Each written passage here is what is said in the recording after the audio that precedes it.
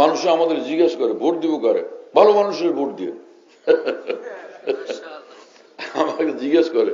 হ্যাঁ, সেদিন ঢাকা গেছে, আমাদের কেন বললো যে ভোট দিবেন, ভোট কারে দেওয়া আপনি বলে দেন। আমি বললাম ভালো মানুষের ভোট দিয়ে।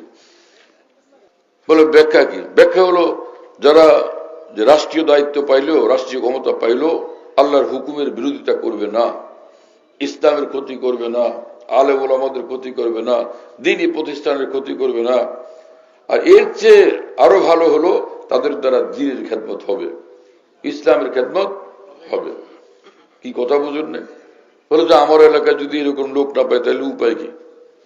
এরকম লোকই পাইলাম না যার দ্বারা দ্বীনের খেদমত হবে, ইসলামের খেদমত হবে। অথবা পাইলাম কিন্তু উনি যে ধরাশায়ী হবেন এটা চূড়ান্ত, ধরাশায়ী হবেন। কি কথা বুঝেন না? মানে ফেল করবেন যে এটা ফাইনাল। সকলের ভোট যখন ঘোষণা হবে, যখন ভোটের রেজাল্ট ঘোষণা হবে, অমুকে পাইছেন 2 লাখ, অমুকে 2.5 লাখ, অমুকে 1 লাখ 1.5 লাখ, আর এই ইসলামের প্রতিনিধি পাইছেন 5,000। এটা ইসলামের জন্য সম্মান? কোন জন্য ইসলামের জন্য এবং ইসলাম ওলার জন্য সম্মানের বিষয় না। এক তো সমগ্র দুনিয়া ইসলামের বদনাম হবে, ইসলাম পন্থীদের বদনামই হবে আন্তর্জাতিক পৃথিবীতে। নম্বর 2, আরেকটা বিষয় হলো যে এই লোক যখন ফেলই করবে তো ভোট দিতে হয় যাতে সে আমাদের আদর্শের প্রতিনিধিত্ব সে করতে পারে। গিয়া সে আদর্শের প্রতিনিধিত্ব করতে পারবে না, এটা চূড়ান্ত। তাহলে তার ভোট দেওয়ার কি অর্থ আছে? কোনো লাভ নাই, কোনো ফায়দা নেই। কি কথা বুঝেন? কোনোই অর্থ নাই, কোনোই ফায়দা নেই। কেন সেই লোকটাকে ভোট দেওয়া হবে? সে তো প্রতিনিধিত্ব করতে পারবে না, এটা তো ফাইনাল, এটা তো চূড়ান্ত। কি কথা বুঝেন নাই? যোগ্য ব্যক্তিকে ভোট দেওয়া চাই। সে যোগ্য হলো কোন জায়গায়? আল্লাহ তাআলা আমাদেরকে হেফাজত করেন। যার যার বুঝ। এখন অন্য কেউ যদি আপনার এলাকায় দাঁড়ায় কিন্তু সে তো ইসলামপন্থী না, তো তখন কি করা? এতটুকু দেখা চাই যে সেই লোকটার দ্বারা যে দেশের সেবা হবে এবং মানুষের খেদমত হবে এবং তার দ্বারা ক্ষতি হবে না, জুলুম অত্যাচার করবে না মানুষের উপরে।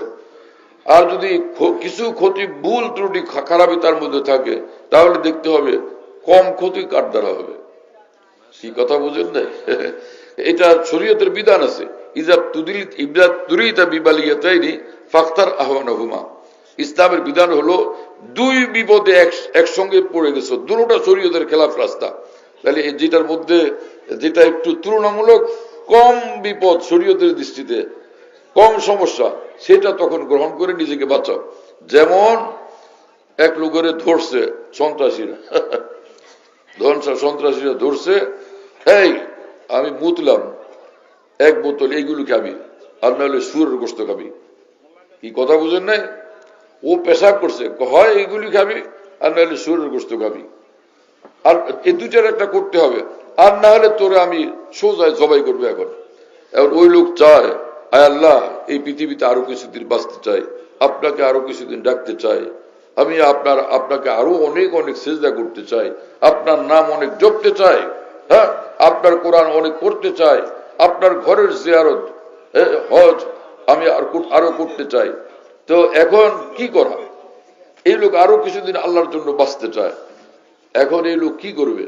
2টার একটা না করলে তো ওরা মারিয়ে ফেলবে। এই ক্ষেত্রে তো তার 2টার একটা খাওয়া জায়েজ আছে শরীয়তে, কিন্তু 2টার মধ্যে কোনটা খাওয়া উচিত? পেশাব না শুয়োরের গোশত? হারাম দোনোটা, কিন্তু শুয়োরের গোশত বেশি হারাম। তাহলে কোনটা করবে সে? কি এতে শরীয়তের বিধান স্পষ্ট হলো যে আপনার এলাকায় যে ভোটের প্রার্থী, হ্যাঁ, সেই প্রার্থীর মধ্যে যে কম ক্ষতিকর তাকে তখন ভোট দেওয়া যাবে। এটা স্পষ্ট হলো কি হলো না?